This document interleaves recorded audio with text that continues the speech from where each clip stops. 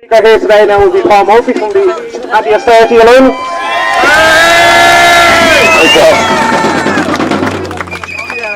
So everybody knows that the media, the establishment media, the government, Fine Gael, Labour, they're all saying repeatedly that our movement is diminishing, that it's getting smaller and smaller, that people are registering and that people are going to pay.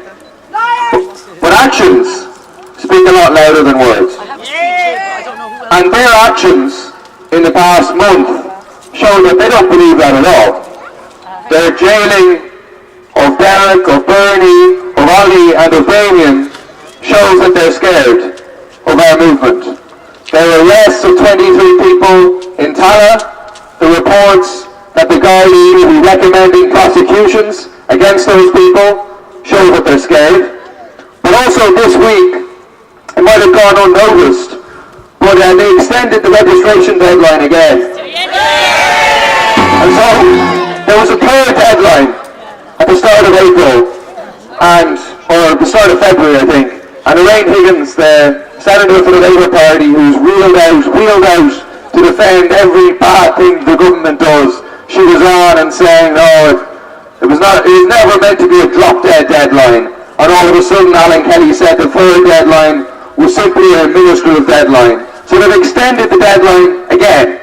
And that doesn't speak to any confidence whatsoever in people going to register, people going to pay. Again, it speaks to their fear. And the other thing this week that happened is that the CSO said that they're not going to do the Eurostat test for whether Irish water qualifies as being off balance sheet. They're not going to do that until at least sometime in June. And again, it's because they're scared. And so we should draw confidence from all their fear, and we should draw the lesson that we're still winning. That's why they're moving against us in the way they're doing. It's why we need to have the political response that we've had in terms of the protests, in terms of the solidarity with those in prison. It's why we need to continue to defy unjust laws, to break unjust injunctions, and it's most importantly why we have to prepare for a massive boycott of the bills. That's what this is going to come down to. We need a massive protest on the 21st of March to show that we haven't diminished, to show we're not going away, but above all to give people confidence, to join in the boycott. The key time in this campaign is now a month away, and it's going to go on for 2 months, and it's the time when the bills come out. And they'll be out at people, huge propaganda, huge scaremongering to try to convince the so-called middle ground to pay. And our most important job is to convince those people not to pay. And we have an extremely strong argument now, especially with the delay in registration. You would be absolutely mad to pay. There are no consequences for non-payment until July of 2016. No penalties whatsoever. So if you pay, you're handing over your money for free, for no benefit at all. People should stick with the boycott. Even if they feel a little bit nervous, the rational thing to do is not to pay the first bill and to see what happens. And so we have to organise the non-payers to go out and give those messages to people broadly. That's going to be our revenge.